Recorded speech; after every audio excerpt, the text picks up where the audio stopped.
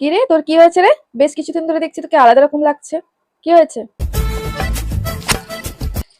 কই কিছু নয় তো। না, কিছু তো হয়েছে। কি হয়েছে বল। না গো মা, কিছুই হয়নি।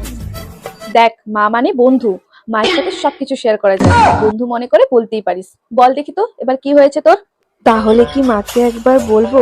মা তো বললো বন্ধুর মতো করে বলতেই পারিস, দেখি। আমাদের কলেজে একটা ছেলে, সে আমাকে অনেকদিন ধরে ফলো করছে আর বলছে আমাকে নাকি ভালোবাসে। সেটা তো বুঝলাম, আর তুই? ছেলেটা না খুব ভালো, খুব ভদ্র, তাই আমিও ওকে ভালোবাসি। আমি জানতাম তুই এরকম কিছু একটা কাণ্ড করবি, তাই তোর বাবা বলেছিল যে কলেজে মেয়েকে ভর্তি করাবো না, কিন্তু আমি তো কোনো কথা শুনিনি। জানি আমার মেয়ে তো খুব ভালো, তাই কলেজে ভর্তি করি। তুই কলেজে পড়তে যাস না ওই করতে যাস?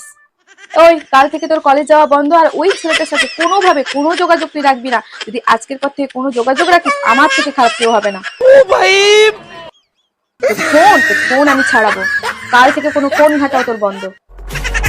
তুমি তো বললে বন্ধু মনে করে সব বলতে, তোমাকে বলাটাই আমার ভুল হয়ে গেছে। মা তো এখন বন্ধু হবে। এক কাজ কর, মায়ের কাঁধে হাত দিয়ে মায়ের সঙ্গে ঘুরে বেড়া, আর মাকে তুই বলেও কথা বল। মা তো বন্ধু।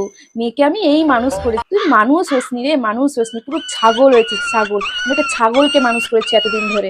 ছি ছি ছি ছি। ছলো ছলো নয়নে